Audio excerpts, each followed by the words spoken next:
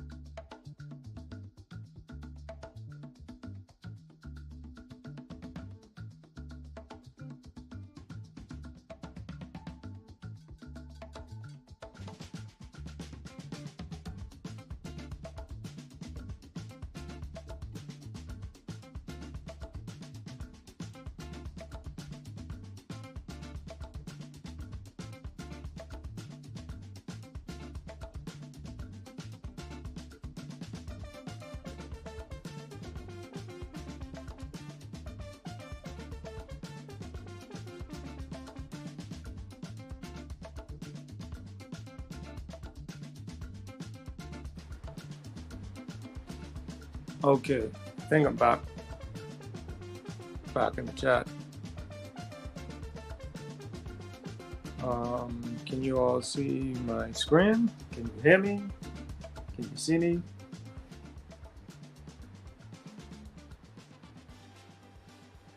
I think you can see me now. Yeah, put a thumbs up in the chat. Put a 1, something. A 1. Okay, cool. Good thing. Yeah, man, I don't know. They're trying to take me out. Okay, you can be seen and heard. Good thanks, Imanaya, the fire starter. But yeah, I'll just get right back into it since we had that long delay. If you're willing to join, you can join. If you just want to sit back and watch, hopefully I can learn you something. I can learn you. So I'm gonna move this out of the way and give thanks on the radio for the music in the background. It's much appreciated. Okay, so first one I'm gonna deal with is the front view, right? How did I make this thing, this face that you're looking at? First thing, like I said, you do is you draw a circle, sphere.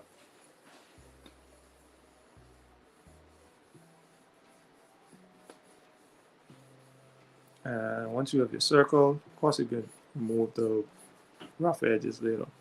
Once you have a circle, no matter the size of the circle, the Loomis method is designed so that everything is scaled to the circle, which is I thought was pretty cool about it. Remove some of this extra noise.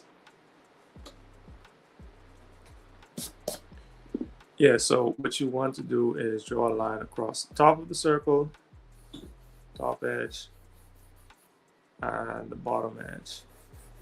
And that just lets you know these are your boundaries.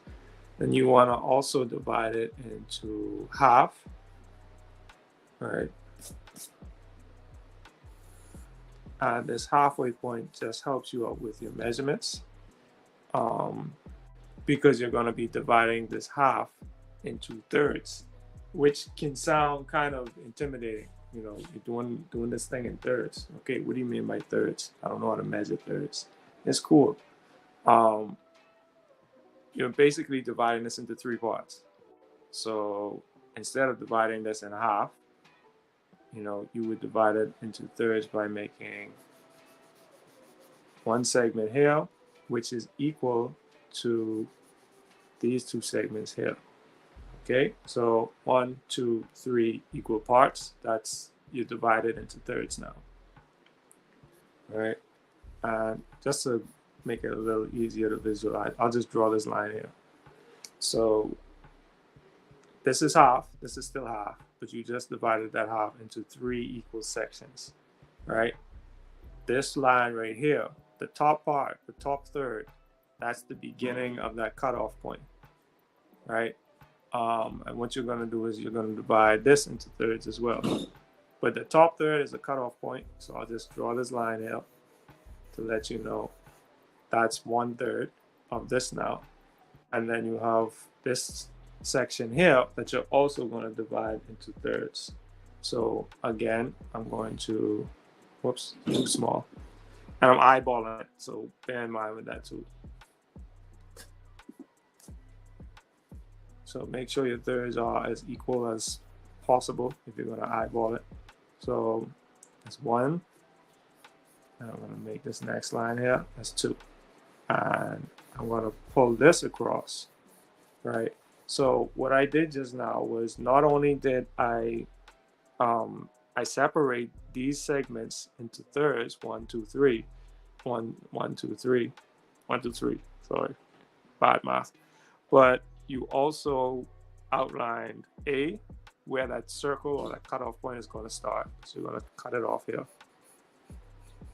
All right, and that's the side of your head now. But you also divided this greater mass into thirds, right? And you might be like, well, where's the third piece? You know, you have 1 piece here, and you have 1 piece here, right? We'll get to it.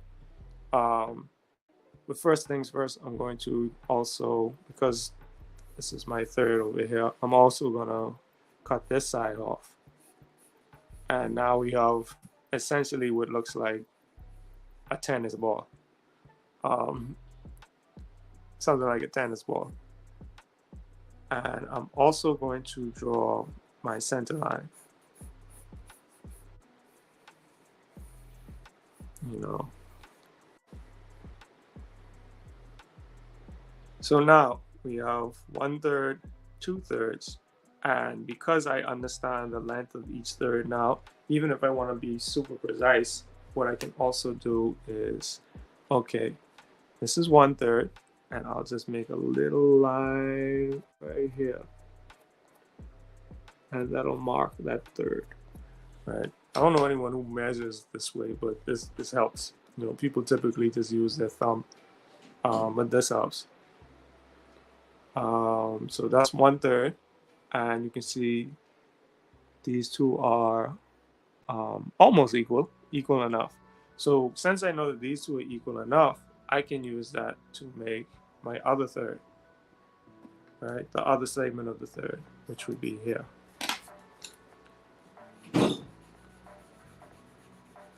So now I have thirds: 1/3, 2/3, 3/3. And why this is important is because these are landmarks on the face. So similar to what we were doing last drawing with the other method, it's a very similar method to what we're using here, right? He was just using the Loomis method, which he does mention, but it was in a much more intuitive way where he was using his own. He interpreted it to utilize it for the purposes he needed to utilize it for, as one would do with a tool. So this line here, this basically this outlines where the brow ridge is going to be, right? So this is, let me just make some quick marks here. And this fly wants to tell me a secret. So I'm going to make some quick marks. These are your eyebrows, right? This is your brow ridge. And then down here, you have the bottom of the nose. And why you would need this other third is this is your chin, right? So this is the lowest point on the face. And, you know, of course, you can add your eyes, your nose, which is going to be pretty much in alignment with your tear ducts. And then you have your mouth, which is going to be pretty much in alignment with your pupils once you draw them, the inner edge of your pupil, right? And these measurements that I'm using to mop out the face seem arbitrary. We did cover them in the last segment, so feel free to go through that segment as well. Okay, so now we have eyes, nose, brow ridge, and we even have hairline up here. But what about your ears, right? So typically your ears are going to fall along this axis, right? This is where your ears would be. You can see over here, top of the ears, bottom of the ears, right? But we're drawing from the front. So your ears are going to be, the top of your ears, like I said earlier, in alignment with your eyebrows, and the bottom of your ears are in alignment with the bottom of your nose, right? Like so. And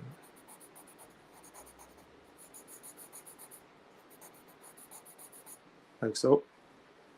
And the way you connect excuse me, the way you connect your jaw now is from the bottom of the ears, right? Bottom of the ears. And you can connect your jaw to your chin, bottom of the ears, connect your jaw to your chin. And voila, that front view of the face. I didn't go into detail with the features, like eyes, lips, nose, or anything like that. We can get into that in much more detail when we touch on form. But this is, I think it's a very useful method, and I was kind of kicking myself throughout the whole strong as I was practicing this, because I had a chance to learn it and I didn't because I thought it was too hard. So I just skipped it, right? And this is what happens when you skip fundamentals. You got to come back years later and correct them anyway. So you might as well just get it right the first time, right? So that was the front plane of the face. Of course, if you want to, you can add your hair, I suppose.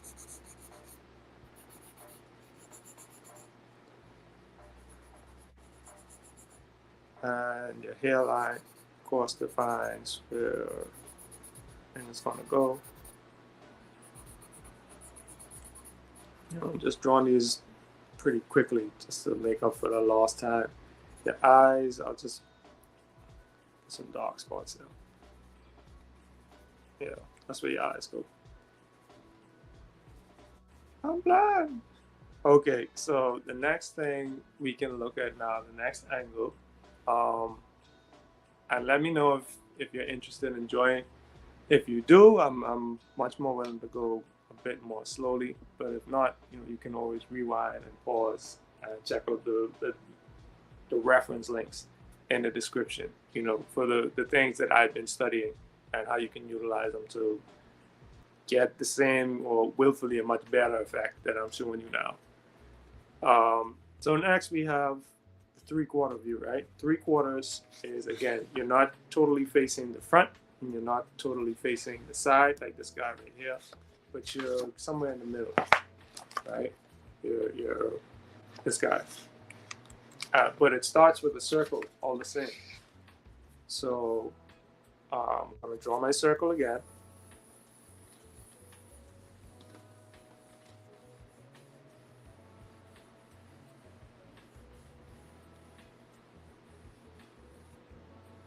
Close enough.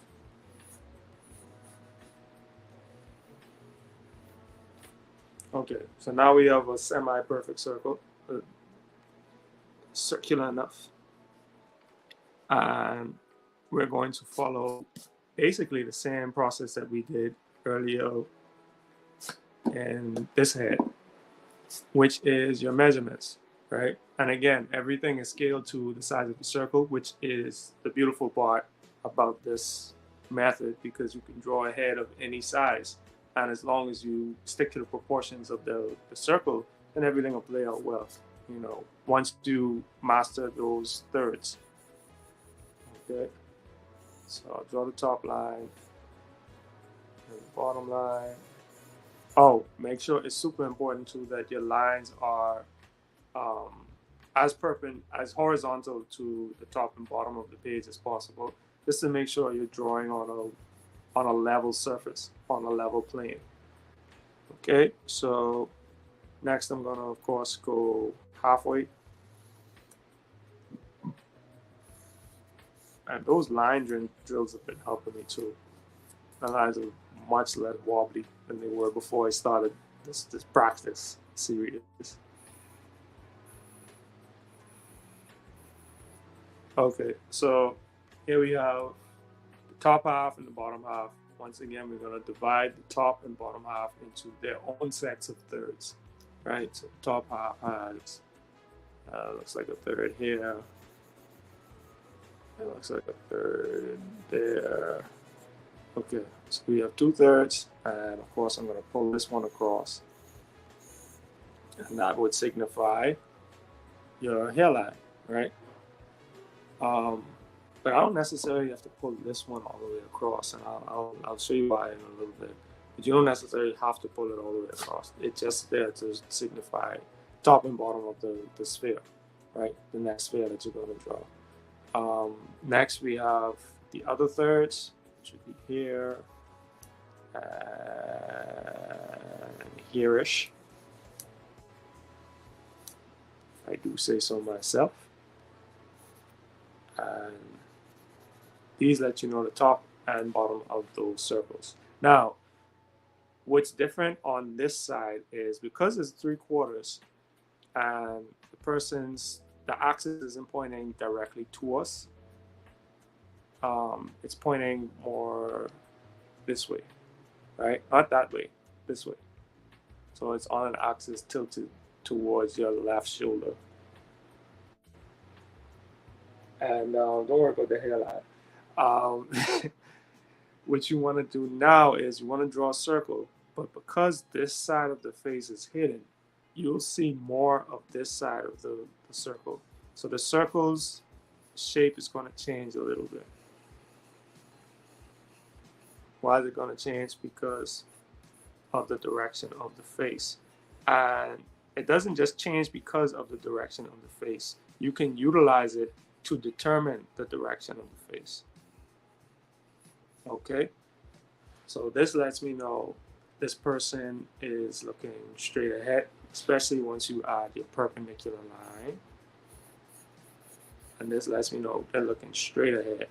Now, if I wanted to tilt this head on an axis, if I wanted them to look down, I would draw perpendicular lines like this. If I wanted them to look upwards, I would draw perpendicular lines like this.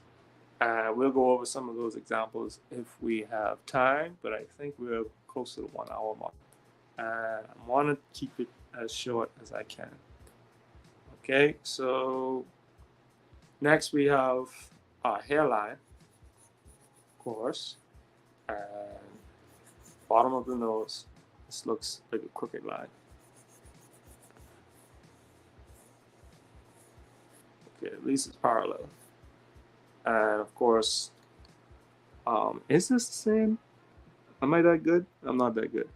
All right, so I'm just gonna use my, I don't know, my impromptu ruler and ensure that, let me do one where you can see. So it's not that different. This is the previous measurement. This is my new measurement. So your thirds aren't always going to be the same. They're always based on the size of the original circle that you drew.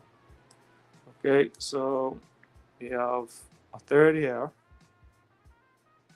a third here. So we're looking at, cover the other one. We're looking at this line.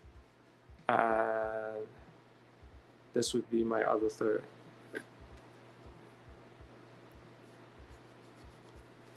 Okay, so now that I have all three sections of the face following the rule of thirds, I can start to add my other features. So now I want to add my center line, right? But it's not as simple as the center line in this head because it's straight down the middle. The direct front view is the only time you'll ever see a center line directly going down the middle of the face. Otherwise, you're going to have a line on the far end that signifies the jaw, that basically is a straight line down, right? And then you're going to have the center of the face, which is going to be like here-ish. Okay? And that just signifies, okay, this is the middle of the face, because we've already established that we're looking this way, right? We're looking at an angle. So, since this is my chin, I'll just pull the center line down. And this lets me know also where my jaw goes. So I couldn't show you here because of the side view. But in this one, I can show you that the jaw can be pulled right off of this vertical aspect, this vertical line on our perpendicular, right? And I just like saying perpendicular because it makes me feel smart. But we're going to pull this line down, and this is going to formulate, I swear this line is crooked, but I'm not going to nitpick. This is going to formulate the base of our jaw. We can pull it out this way. There we go. So that would be our jaw, right?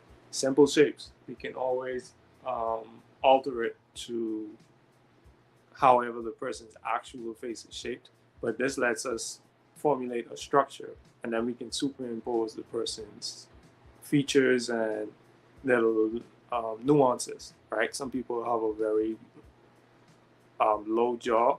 Some people, the jaw is, they're like the crimson chin, right? Jaw can't done.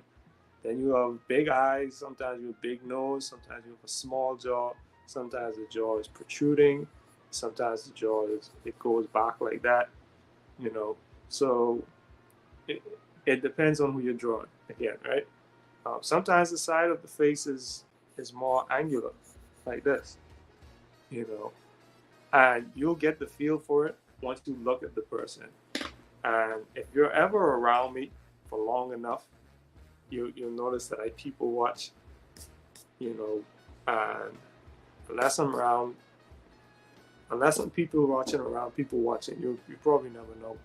But I'm usually people watching because I'm looking at people's features like, okay, that person has a small jaw, or they got a big head, they got big eyes, or he has no lips at all, or she has no eyelids. Whatever the nuance is, you want to be able to capture that very quickly, which is why you want to have a structure in place so that you don't start trying to compensate for those nuances before you get your structure in. Right? So I'm just gonna move this chin here a little bit and make it a little bit of a curve and say that would be our second face.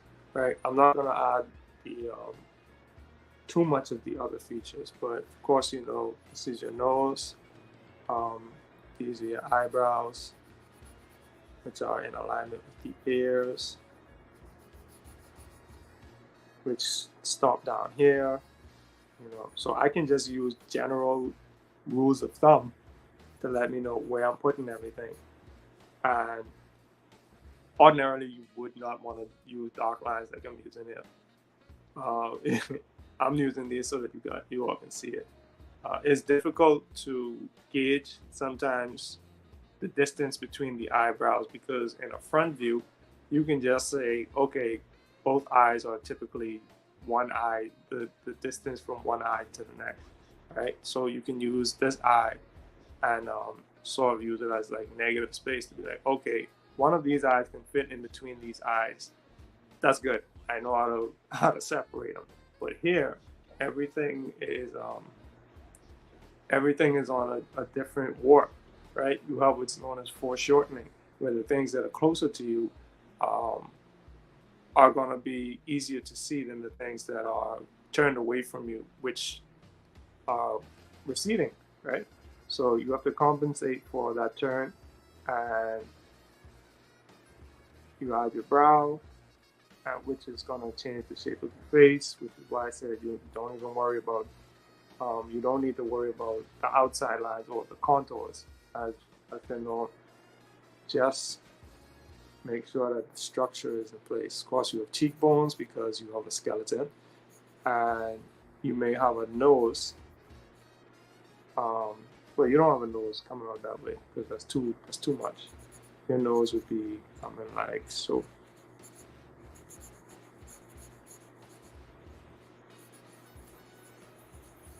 I'll just use a circle or a shape, and I'll just place it like so.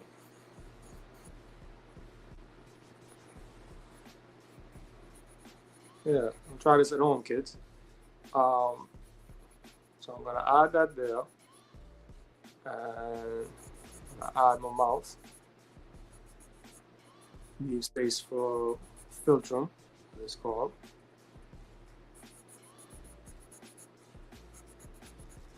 And that should be it for now. Two dark spaces for eyes again. We don't have time for all of that. Another very key factor here, well, two actually, from this angle and for the other angle, is if you remember that skull that we were looking at, even though we're not looking at this completely from the side, we have the mass at the bottom. It's not a perfect circle.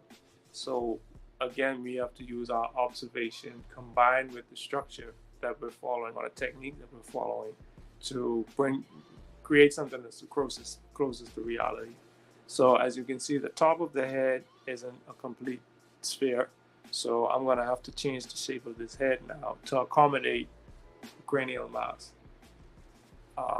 which also makes me sound smart. So that's why I keep saying that too. Um, yeah, so the top of your head is not here. the top of your head is somewhere closer to here, right? And then of course, it recedes a little bit, so I don't have to bring it out too far. And then it doesn't wrap completely around this way. So you'll see it come like from right under the chin and under the jaw, where the chin, right where the air meets the jaw. Boy, got a strong jaw. But right where the air meets the jaw, you can tuck that cranial mass under.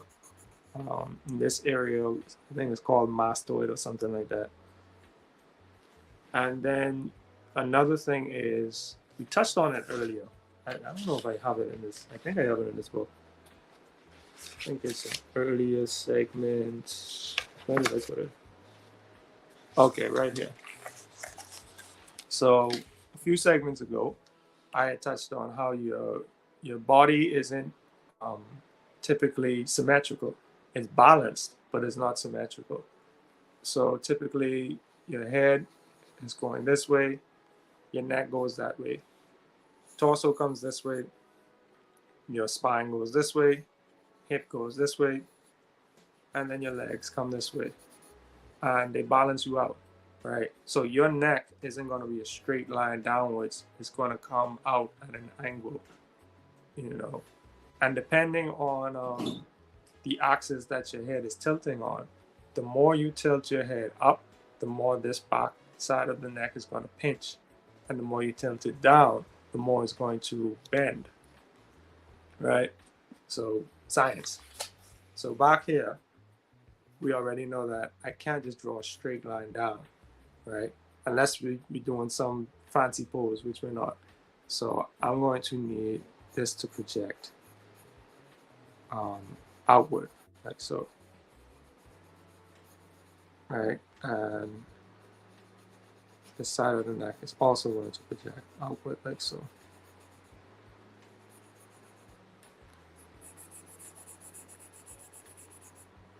You can do all types of fancy stuff. I'll just leave it at that.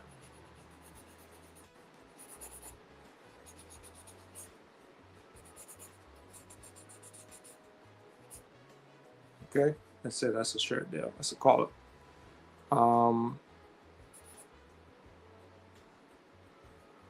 don't know. I can't leave his hairline like that. I can't do it. I ain't gonna do with him. You give him a big afro, big old afro.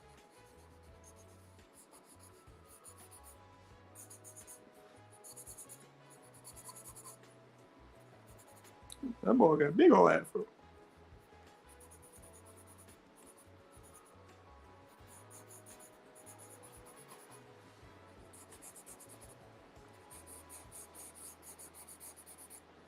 There we go. Big old afro. Okay. Sample number 2. That's the 3/4 face. This is a straight on face. And I'll try to quickly. I don't know if I have to do side plan too much because I did it here. I can show you as a demonstration, I guess. But instead of doing what you did here, right? So it was different. We cut off both sides of the face, and this one, the other side of the face isn't showing. So we only need to do one cut off, right? So instead of cutting off both sides of the face, we just cut off this side of the face. And with this one, since it's directly facing you, it's a complete circle. It's not like an oval here or an ellipse, and it's not 2 ellipses here. It's a complete circle, right?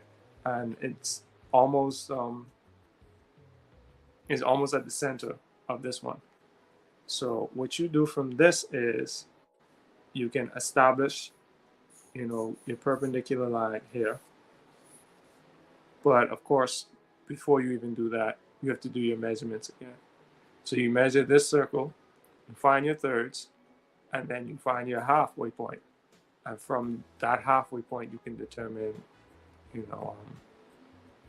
the thirds within this segment here. The third's within the segment, sorry, from this action, this segment here. So this would be half of your circle. And from here you have a third and a third, and third, the other third would be here. And then this is the other third. From this top third, this is your this would be your hairline. Jeez, can't find words. That would be your hairline. This would be your brow ridge. This would be the bottom of your nose, and then you have the bottom of your chin, right? You also have an axis now. So we were talking about that tilt earlier. Since we have this upward facing perpendicular line, the ears are going to come below this line. You know, they're not going to be up here. They're going to be down here, still in alignment with your brow. All right, still in alignment with your brow.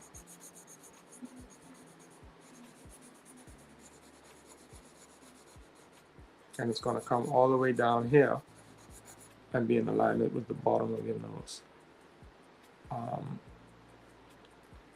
And of course you have your neck, which is not straight down, but it has that pinch that I was mentioning earlier.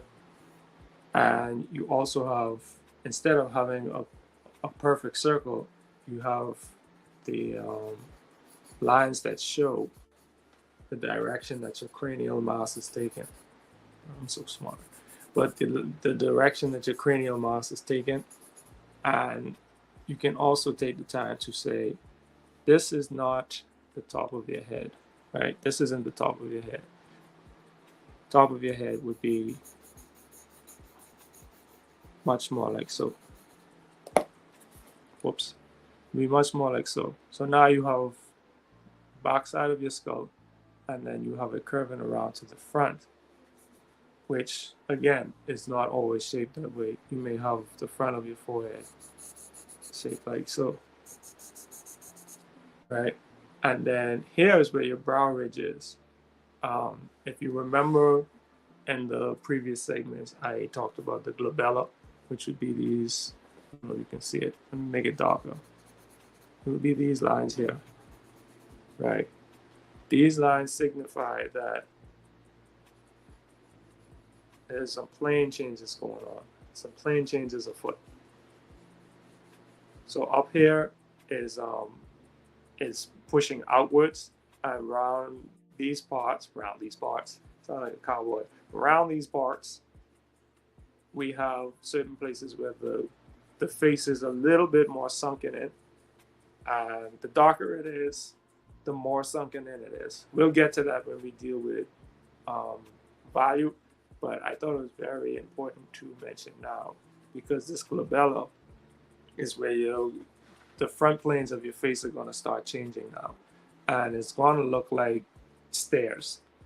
So I'll show you an example here. Once you have a forehead coming down, it's going to dip, right? And it's going to dip because this is the bridge of your nose that's about to start forming. And this is basically the shape that you're going to get when you're looking at, I'll just draw this here, when you're looking at the nose or the nasal cavity on your skull, right? So you're going to have that dip, and then this is the nasal cavity, and on top of that nasal cavity you have, I'll erase it, you have cartilage, right? Which is why you can always feel that bump on the bridge of your nose. You have that cartilage setting in now, and then you have like a shape like this. So it looks like stairs, right? This is where your eyes are gonna be. You can even draw a little V shape, like so. And your eyes aren't just this, by the way. So you have more stairs because you have your eyelid. And then that's going to go out into, basically, it won't be a hard line like this. It's just going to show a subtle wrapping around, because that's where your brow ridge is going to be starting. But it's not going to be a hard line like that. It's going to be gradual shading. And you also have your lower lid, right? Which is typically less visible. With your lower lid, it's going to be like more stairs. And of course, you have these lids here to make sure that nothing gets in your eyes. Right? So you have your staircase action going on. And even with your mouth, and say this is a continuation, it's the bottom of your nose. Right? Even with your mouth, you have the philtrum. Philtrum is that thing that aspect that connects the underside of your nostrils to the top lip. And then you'll have the top lip, which depending on who you are, your ethnicity, your people, is going to be shaped differently. You know, Caucasians typically have thinner lips, similar to Asians, but based on which type of Asian you are, what ethnicity, you may have bigger lips or smaller lips. Same goes for your eyelids, the visibility of your eyelids, right? So you have your lips.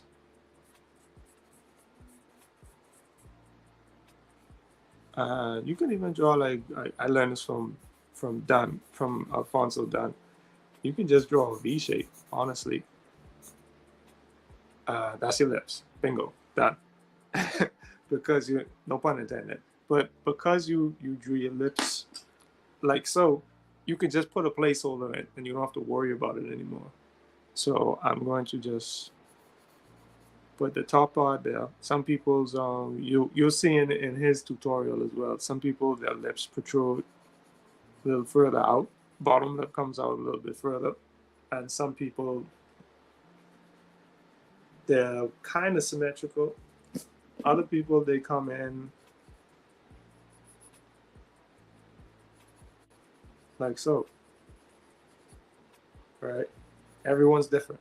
So you have to accommodate for those differences as well, which is very important to take into consideration when you're forming this side of the face, right? Because you can't just rely on, similar to this side here, you can't just rely on the contours or the outline, because then what does that tell you about where to put this nose? How does that tell you how to place this eye? So you have to be very vigilant, because this eye is going to be like here.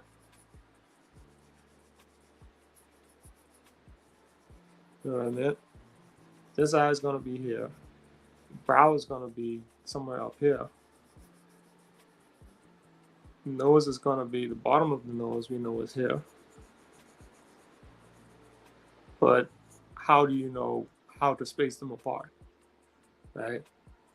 So you can't just say, oh, I'll just draw all the features willy-nilly. You have to know how the features are structured, and understanding the underlying structure of the skull helps you to simplify the form and then get all of the other forms that come on top of it, so you don't look like someone drew your face too small. Which is, I heard an insult like that before. Someone was like, you look easy to draw. But yeah, man, I'll leave it at that for now. You know, those are the side plans. We covered some shapes. We'll go into some more geometry next round, and we'll see how we can utilize geometry to help us simplify shapes and you know, make it a little easier for us to depict what we want to depict on paper, right?